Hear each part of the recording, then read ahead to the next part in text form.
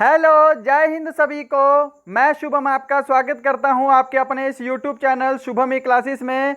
और जो हमारी आर्मी की स्पेशल क्लास है वो आज और भी ज़्यादा स्पेशल होने वाली है, क्योंकि आज हम जीके के मिक्स प्रश्न डिस्कस करने वाले हैं। इसके अंदर आपके हिस्ट्री, पॉलिटी, जियोग्राफी, साइंस सभी टाइप के मिक्स क्वेश्चन रहेंगे। और ये सिर्फ मिक्स क्वेश्चन की हमारा छठा पार्ट है।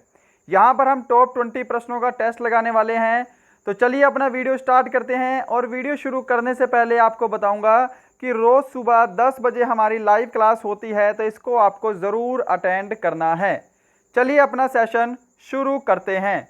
और वीडियो स्टार्ट करने से पहले कल मैंने जो हमारी जियोग्राफी की क्लास थी उसके अंदर मैंने आपको होमवर्क का क्वेश्चन दिया था, तो लगभग सभी के आंसर सही आए हैं। इसको हम डिस्कस कर लेते हैं। पहले, भारत के किस राज्य की समुद्र तटीय सीमा सबसे लंबी है? तो इसका राइट आंसर था भाई ऑप्शन ए, गुजरात। गुजरात बिल्कुल करेक्ट आंसर होगा। और सबसे छोटी जो है वो गोवा की है, ये भी आपको ध्यान रखना है। राइट। तो चलिए आज की क्लास की तरफ मूव ऑन करते हैं।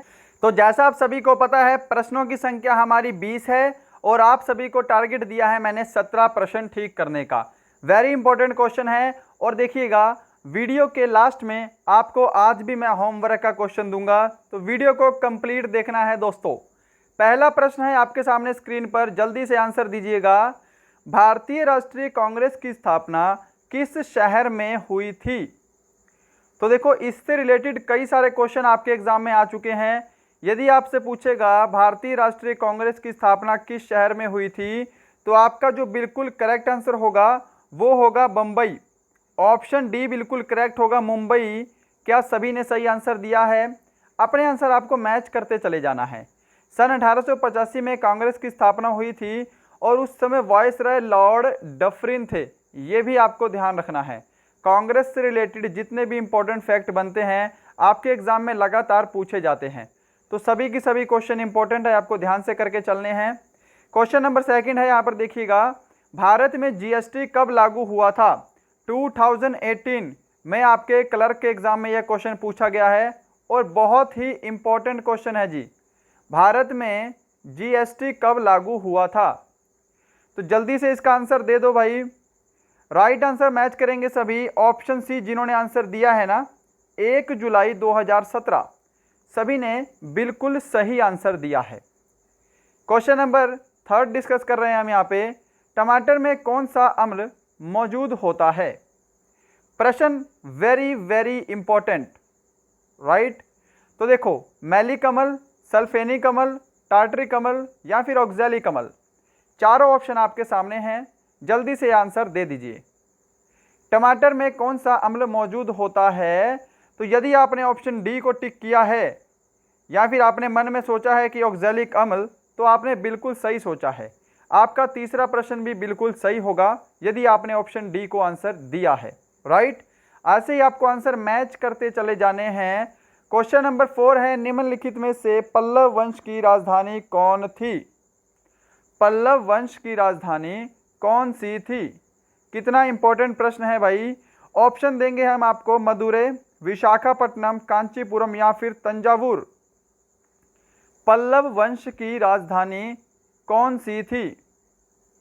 तो जिन्होंने भी ऑप्शन सी कांचीपुरम को टिक किया है उन सभी ने बिल्कुल सही आंसर दिया है। कमेंट बॉक्स में सभी को आंसर देते जाना है, ठीक है। यदि कमेंट बॉक्स में आंसर नहीं दे पाते तो आप मन में सोच सकते हैं और आप मन में भी आंसर मैच कर सकते हैं कि आपने क्या आंसर दिया है और मैंने यहाँ पे क्या आपको आंसर मैच करवाया है ना। चलो क्वेश्चन नंबर 5 देखेंगे हम अपना फटाफट से। लोसोंग निम्नलिखित में से किस राज्य का त्योहार है? और इसको हम लोसुंग भी बोलते हैं। लोसोंग और लोसुंग किस राज्य का त्योहार है? थोड़ा सा आप सबके लिए टफ भी हो सकता है क्वेश्चन, बट ज़्यादा टफ नहीं है। गोवा, मेघालय, अरुणाचल प्रदेश या फिर सिक्किम। तो जो लोसोंग त्योहार है ना, वो आपके सिक्किम में होगा दोस्त। ऑप्शन डी जिन्होंने दिया है सिक्किम, उनका बिल्कुल करेक्ट आंसर है। क्वेश्चन नंबर 6 है आपके सामने स्क्रीन पर। 2011 की जनगणना के अनुसार किस भारतीय राज्य में सबसे कम जनसंख्या घनत्व है? भाई सबसे कम जनसंख्या घनत्व पूछा है। अब ऑप्शन अगर डी आंसर करोगे तो गलत होगा। ऑप्शन डी सिक्किम क्या है, सबसे कम जनसंख्या वाला राज्य है 2011 की जनगणना के अनुसार, है ना। सबसे कम घनत्व हम बात करेंगे तो अरुणाचल प्रदेश है, मात्र 17 किलोमीटर। ठीक है, यानी कि 1 किलोमीटर पे सिर्फ 17 पुरुष। तो ऑप्शन बी इसका करेक्ट होगा, अरुणाचल प्रदेश का जनसंख्या घनत्व सबसे कम है भाई। और एक चीज और ध्यान रखेंगे, सबसे अधिक अगर बोलेगा आपको तो आपको आंसर देना है बिहार। ये 2011 की जनगणना बहुत इंपॉर्टेंट है आपके एग्जाम के लिए। ज़्यादा क्वेश्चन डीपली नहीं जाना है, आपको ऊपर ऊपर से पढ़ लेना है। ठीक है, कि भारत की कौन से नंबर की जनगणना थी, इससे रिलेटेड और भी फैक्ट, जैसे भारत की पहली जनगणना कब हुई, उस समय वायसराय कौन थे, है ना। चलो क्वेश्चन नंबर 7 देखेंगे हम अपना, चौक का रासायनिक नाम क्या है। तो देखो भाई, चौक की बात कर रहा है जिससे हम ब्लैक बोर्ड वगैरह पे लिखते हैं, वो वाला चौक। ठीक है, चौक बोल सकते हैं, हम चूना भी बोल देते हैं भाई कई जगह। ठीक है, इसके अलावा हम मोती बोल देते हैं। तो संगमरमर, संगमरमर, इन सब का मैं आपको बोल रहा हूं रासायनिक नाम क्या है, सभी को मैच कर लो भाई। तो यहां पर ऑप्शन बी करेक्ट आंसर होगा आपका, कैल्शियम कार्बोनेट। ध्यान रखना, इसका आंसर अगर ऑप्शन बी दिया है तो आपकी तैयारी बहुत ही अच्छी चल रही है। कैल्शियम कार्बोनेट ही इसका सही आंसर होगा। राइट, चलें फिर अगले प्रश्न पे। ओके, क्वेश्चन नंबर 8 है, प्राचीन शहर लोथल जो अब एक प्रमुख पुरातत्व स्थल के रूप में प्रसिद्ध है, भारत के किस राज्य में स्थित है। तो बेसिकली आपसे क्या पूछा है, जो लोथल शहर है सिंधु घाटी सभ्यता में बहुत ही प्रसिद्ध शहर था। ठीक है, वहाँ एक बंदरगाह भी था, और सिंधु घाटी जो सभ्यता है उसका पतन नगर भी बोलते हैं, उसका पतन नगर भी हम लोथल को बोल देते हैं, कि लोथल से ही जो है सिंधु घाटी सभ्यता का अंत हुआ था, है ना। तो लोथल जो है यह गुजरात में है भाई। ऑप्शन डी, क्या सभी ने सही आंसर दिया है, गुजरात इसका बिल्कुल सही आंसर होगा। बढ़े हैं फिर नेक्स्ट क्वेश्चन पे। क्वेश्चन नंबर 9 है, निम्नलिखित में से कौन सा भारत का शास्त्रीय नृत्य नहीं है। अब यहां पर ध्यान देना, मैंने बोला है शास्त्रीय नृत्य नहीं है, तो आपको ऑप्शन पढ़ेंगे आपको पता लग जाएगा कौन सा शास्त्रीय नृत्य है या फिर कौन सा शास्त्रीय नृत्य नहीं है। तो यहाँ पे ऑप्शन बी जो भांगड़ा है पंजाब का लोक नृत्य है, यह क्या है, शास्त्रीय नृत्य नहीं है। तो ऑप्शन बी बिल्कुल करेक्ट आंसर होगा। कथकली कहाँ का लोक नृत्य है भाई, केरल का लोक नृत्य है। और इसके साथ साथ अगर मैं आपको बात करूंगा कथक, ठीक है भाई, कथक, तो सिर्फ अगर कथक आएगा तो वो आपका यूपी का है, ये आपको ध्यान रखना है। ओडिसी उड़ीसा का होगा, मोहिनीअट्टम आपको पता है तमिलनाडु का भी है, और केरल का भी है ये। ठीक है, तो मोस्टली आपको केरल देना होता है ऑप्शन में। चलो क्वेश्चन नंबर 10 देखेंगे यहाँ पे, दूध में निम्नलिखित में से कौन सा अम्ल पाया जाता है, हाइड्रोक्लोरिक अम्ल, लैक्टिक अम्ल, एस्कॉर्बिक अम्ल, या फिर इनमें से कोई भी नहीं। तो देखेंगे हाइड्रोलिक अम्ल क्या होता है, HCl, ये आपके पेट में पाया जाता है भाई, भोजन को पचाने के लिए, क्योंकि इसका pH मान बहुत कम होता है, बहुत ही ज़्यादा एसिडिक होता है, भोजन को पचाने में भी यूज़ होता है, और भी कई कारणों में इसका यूज़ होता है। जो छोटे मोटे कीटाणु वगैरह होते हैं ये उनको पेट में भी नष्ट कर देता है। और दूध में कौन सा अम्ल पाया जाता है, तो वो लैक्टिक अम्ल होगा भाई। ऑप्शन बी जिन्होंने भी दिया है ना, उन्होंने बिल्कुल सही आंसर दिया है। राइट, और एस्कॉर्बिक एसिड क्या है भाई, विटामिन सी का रासायनिक नाम है एस्कॉर्बिक एसिड, है ना, विटामिन सी का रासायनिक नाम है। क्वेश्चन नंबर 11 है आपके सामने, मुगल बादशाह अकबर का मकबरा कहाँ स्थित है। अकबर का मकबरा कहाँ स्थित है, तो जिन्होंने भी ऑप्शन इसका सी आंसर दिया है ना, सिकंदरा, उन सभी ने बिल्कुल सही आंसर दिया है जी। अकबर का मकबरा सिकंदरा में स्थित है। ध्यान रखेंगे, आपसे एग्जाम में एक क्वेश्चन और आता है कि अकबर का संरक्षक कौन था जब अकबर ने गद्दी संभाली थी, संरक्षक, तो ये भी आपका क्वेश्चन बनता है इंपॉर्टेंट, उसका नाम था बैरम खान। ये एग्जाम में पूछे जा चुके हैं क्वेश्चन जो मैं आपसे बता रहा हूँ। ठीक है, और औरंगाबाद से एक और चीज़ आपसे पूछता है एग्जाम में कि बीबी का मकबरा कहाँ है, बीबी का मकबरा कहाँ है, तो ये आपका औरंगाबाद महाराष्ट्र में है, औरंगाबाद महाराष्ट्र में है जी। तो ये ध्यान रखना आप। क्वेश्चन नंबर 12 पर चलते हैं। 12 है आपका, हरि प्रसाद चौरसिया क्या बजाने के लिए जाने जाते हैं। अब बहुत इंपॉर्टेंट क्वेश्चन है भाई, और ये रिपीट भी हुआ है आपके कई एग्जाम में, तो जल्दी से आंसर दीजिएगा। ऑप्शन बोल देते हैं, सितार, पखावज, बांसुरी या फिर तबला। हरि प्रसाद चौरसिया। तो जिन्होंने भी आंसर ऑप्शन सी दिया इसका, बांसुरी वादक थे हरि प्रसाद चौरसिया, उन सभी ने बिल्कुल करेक्ट आंसर दिया है। ओके, हरि प्रसाद चौरसिया बांसुरी वादक थे। क्वेश्चन नंबर आपके सामने है 13, रेगुड़ मिट्टी को किस मिट्टी के नाम से भी जाना जाता है? और ये वाला प्रश्न जो है मैं अपनी वीडियोस में कई बार करवा चुका हूँ, गलत किसी का भी नहीं होना चाहिए भाई। ये वाला क्वेश्चन किसी का भी गलत बर्दाश्त नहीं किया जाएगा, ये गलत नहीं होना चाहिए।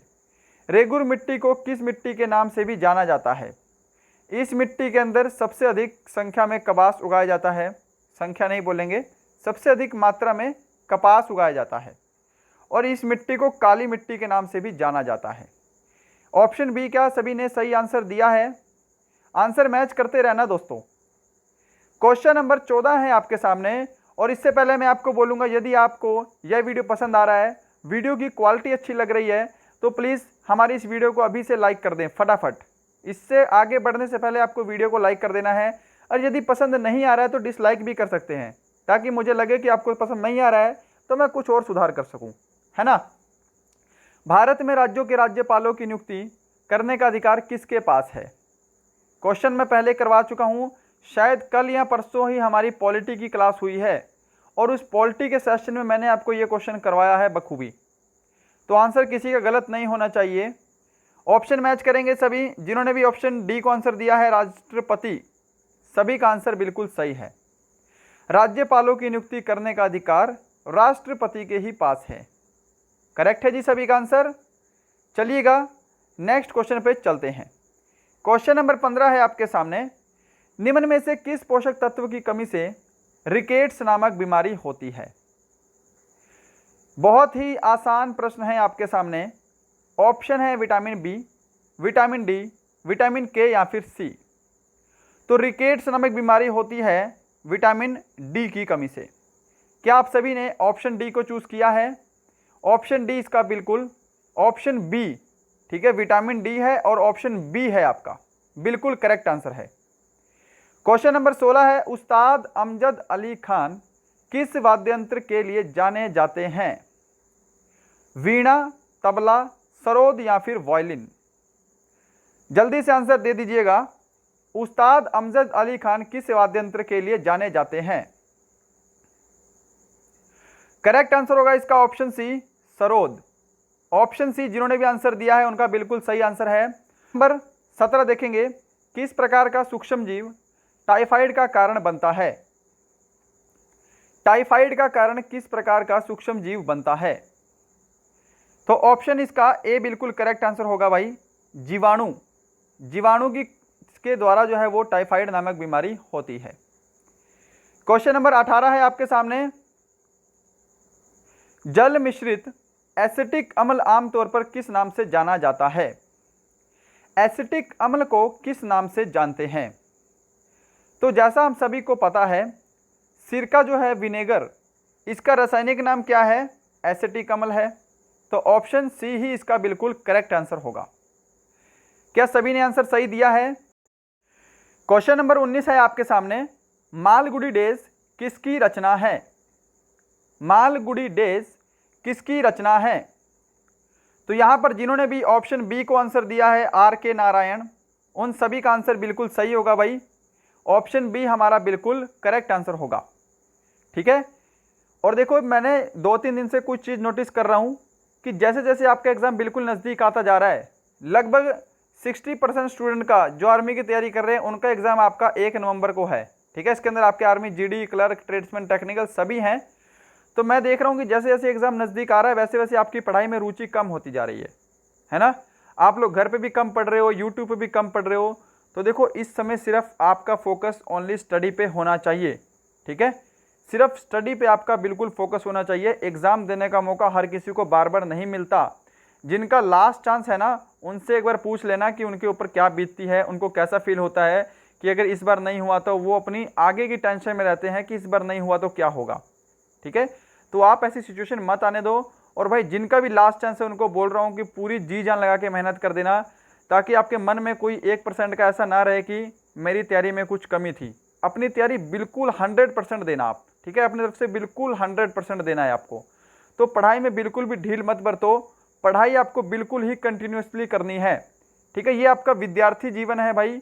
विद्यार्थी जीवन में आपको सिर्फ शिक्षा प्राप्त करना ही आपका मेन मोटिव होना चाहिए। ठीक है, बाकी सब चीज़ें अपने आप हो जाती हैं बाद में। ठीक है, जब आप एक बार सक्सेस हो जाओगे तो सभी चीज़ें आपको अपने आप मिल जाएंगी। क्वेश्चन नंबर 20 का आंसर दे दो, किस दिन को विश्व पर्यावरण दिवस के रूप में मनाया जाता है? और इस प्रश्न के बाद मैं आपको होमवर्क का क्वेश्चन भी दे रहा हूं, उसको भी आपको लेकर जाना है। तो विश्व पर्यावरण दिवस के रूप में मनाया जाता है 5 जून को। क्या ऑप्शन सी सभी का करेक्ट आंसर है? बिल्कुल करेक्ट आंसर होना चाहिए। ठीक है जी, चलो क्वेश्चन नंबर 20 आपके यहाँ पे कंप्लीट होते हैं, यानी कि आज का सेशन हमारा कंप्लीट हो गया है। बट आपको जाना नहीं है, होमवर्क का क्वेश्चन लेकर जाना है। कल जब हम आएंगे तो इस क्वेश्चन को दोबारा से डिस्कस किया जाएगा। भारतीय संविधान में पहला संशोधन किस वर्ष किया गया था? 1950, 1951, 1947 या फिर 1948? क्वेश्चन का आंसर जल्दी से कमेंट बॉक्स में दे देना।